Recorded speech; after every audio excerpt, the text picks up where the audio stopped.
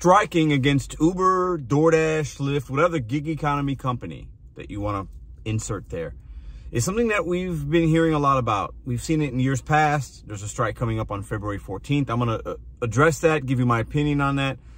And I'm going to give you some insight as to what you should be doing, striking or not striking. And I'm going to mention a few people. Welcome back to Mr. Bet on You. All right. I've made this video once or twice before over the last couple of years, but this time the perspective's a little bit different. A few things have changed, so I want to give you guys an update and also update you on what certain communities are doing on February 14th, specifically the rideshare community. I started in the gig economy as a Uber driver. I did it part-time. When I get off my W-2, I've picked up thousands of people, had crazy experiences. You didn't know what I was doing in the beginning, and then you learn, and then you evolve, and blah, blah, blah. Rideshare is completely different than what most of you do that are here. You're probably a food delivery driver or Instacart shopper or whatever. Some of you, I'm sure, do rideshare. Let me know in the comments below. But rideshare is a different beast, and a lot of drivers are really mad at the take rate, the unsafe environment, and they're going to strike on February 14th, which is Valentine's Day.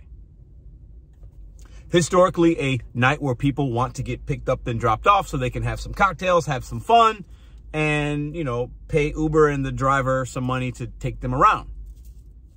So let's get into the strike and what it means and how it could have impact consumers, how it's going to impact the driver community, and what I think is going to happen. But before we get into that, I want you to stay to the end because I do have a message, kind of an offer for you guys, an opportunity. So stick around. This video won't be very long. So if you go on YouTube, Reddit, Facebook, you're going to start hearing about this. Some people go in my comment section and write strike 20, you know, all these things.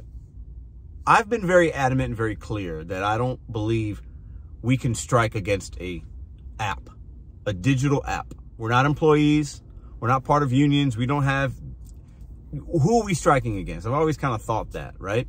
But as time has changed and evolved and we've seen what these companies do, I have a little bit better understanding as to why people feel that they want to strike. There's a connection there. You feel like you're with your brothers and sisters and you're standing together and you are united. And people like Torsten from the Rideshare Professor, very big on this. From Uber GPZ's talked about this. And these gentlemen are united, and others, striking. And they're standing by their fellow rideshare drivers and gig workers.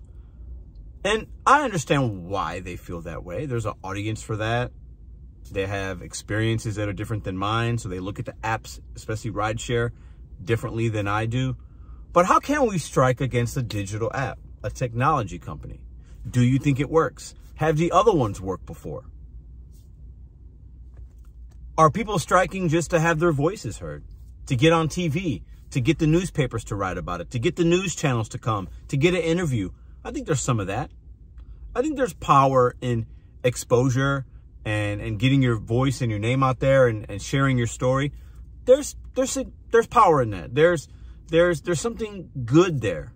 But will it really make a difference? Have any of the strikes that we've done, that people have been a part of, they go to the airport and I've seen them, they go to the airport and they turn their apps off and they're clogging up the lane so other people that are trying to work can't get in, and customers are, they're doing that to get Uber and Lyft's attention or DoorDash's attention. I've seen people strike outside of DoorDash CEO's house, and it's just to get attention. I get it. I understand it. But what happens the next day? You're in the news, you did a little clip, 30 seconds, you're in the newspaper. What happens the next day?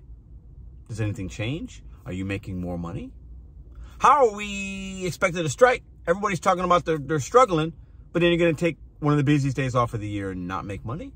Make that make sense to me. I think some would say, Pedro, there's a bigger picture here. We need to stand together. We need to stick it to them. I get it.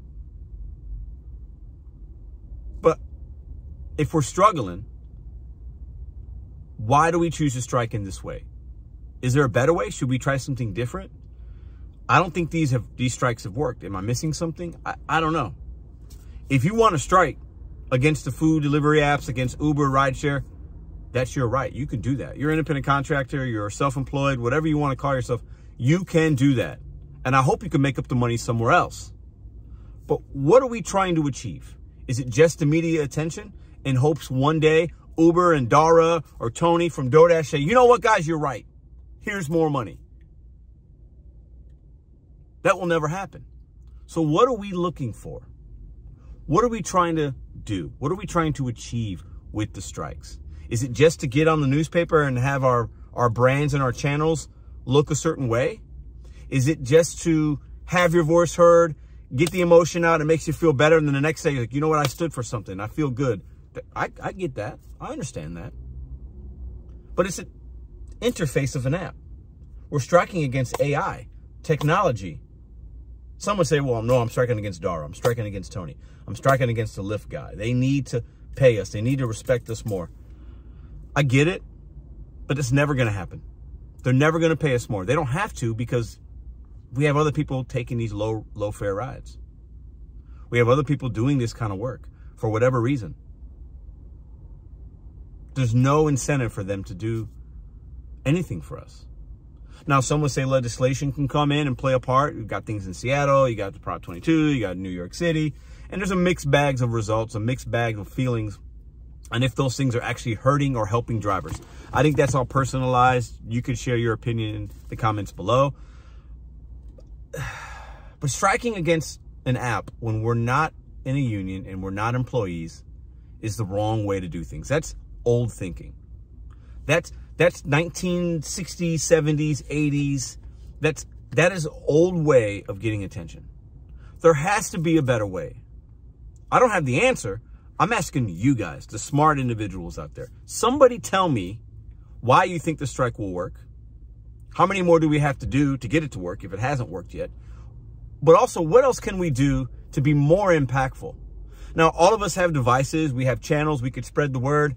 Not enough people will see this video to make a difference. Not enough people will see any video on YouTube to really make a difference. I don't think. Can we even get together as a unit of collective individuals in different markets that don't know each other and be impactful? I don't know. Do 20, 30, 40, 50 people at an airport, are they impactful? Because a news camera shows up and there's a 30-second clip on the news and people watch it and they really don't care? Is that making an impact? Is that causing somebody's mind to be changed? Is that causing the consumer to be like, wow, I'm going to tip that driver next time? Some, but probably not most. They're already getting charged crazy amounts. What is the next step? What can we do? Because doing the same kind of strikes and driver pays continuing going down, saturation levels going up, opportunities lost, it's clearly not working. So why do we still do the same thing and expect a different result? What is something we could do to be more impactful? Do we need somebody in this community that is an influencer or somebody that's really knowledgeable to run for office? Do we need to sit at the table of Uber, DoorDash, Lyft, Instacart? I think we need somebody at that table. I think we need somebody at that table sitting down asking tough questions. Not just making a video like this, but I would rather sit at the table and say, let's talk. I offer my services to any of these companies that I've worked for. So Instacart, DoorDash, and Uber. If you see this, I will come on my dime, fly out to your headquarters. I'll spend a week with you guys and have conversations. Share my perspective. You can ask me any questions. I'll bring some people with me. I think we need a seat at the table to have an honest conversation. Put the strike things down. Stop yelling into a megaphone. And let's have real dialogue. That's what I think we need. That's what I think we need. We did a little bit of that with Prioli, Senator Prioli out in Colorado. We put together GigCon, then we had a Power Town Hall. This gentleman didn't know what he didn't know. And a lot of great people talked to him. And now he's flipped his script on what he thinks about the gig economy and how we should be treated. That's what we need. Yelling into a microphone to people that aren't even going to hear you isn't going to work. We need a seat at the table. That's my opinion. And how do we get a seat at the table? Help me share this content. Let's get it out there. I'll fly on my own dime and talk to anybody that's willing to listen and a real conversation. And I'll do it for a week. I'll have meetings with them every day.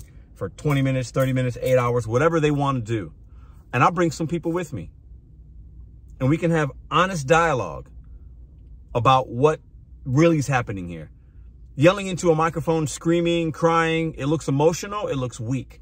We can't strike against a technology company, but we do need a seat at the table. That's my opinion. That's how I look at it. How do we get a seat at the table? That, to me, I don't know if it's been done. And if it has, how impactful was it? We need the right person sitting in that. And that doesn't need to be me. It could be Torsten, Jeff, could be anybody else. There's way more educated and more knowledgeable people about these kind of issues than me. But I am willing to go on my dime, fly out, and have conversations with people that could be more impactful than the yelling into a megaphone and having a 30-second news clip. I think that does absolutely nothing. I'm saying that based on we've already done that, and we're in a worse spot than we are now. Think about that for a second. Let's deal in the reality of what has happened.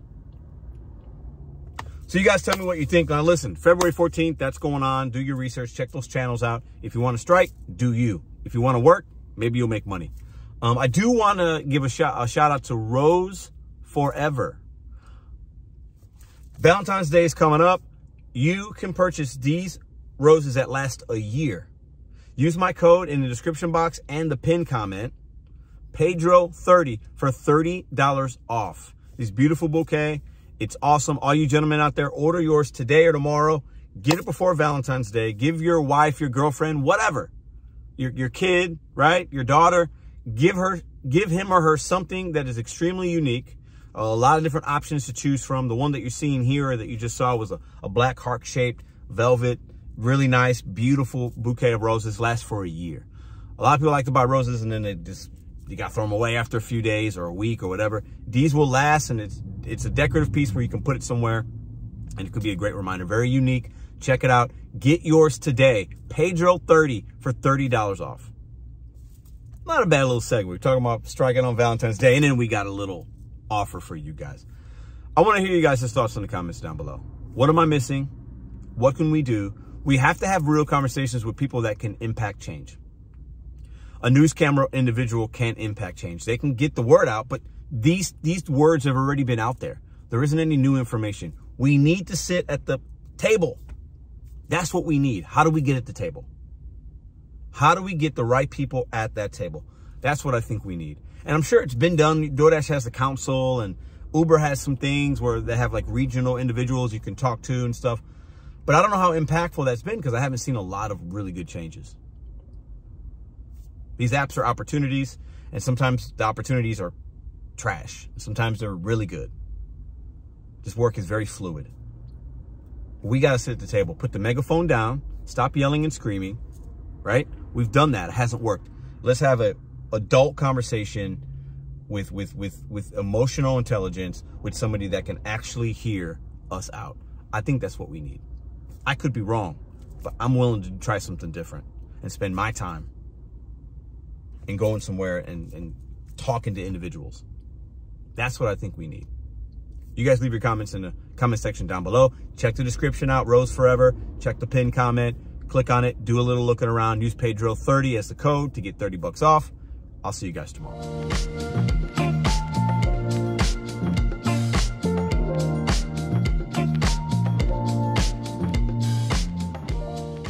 If you like this video or others, check out this one here. Consider hitting subscribe. Let me know what you think in the comments.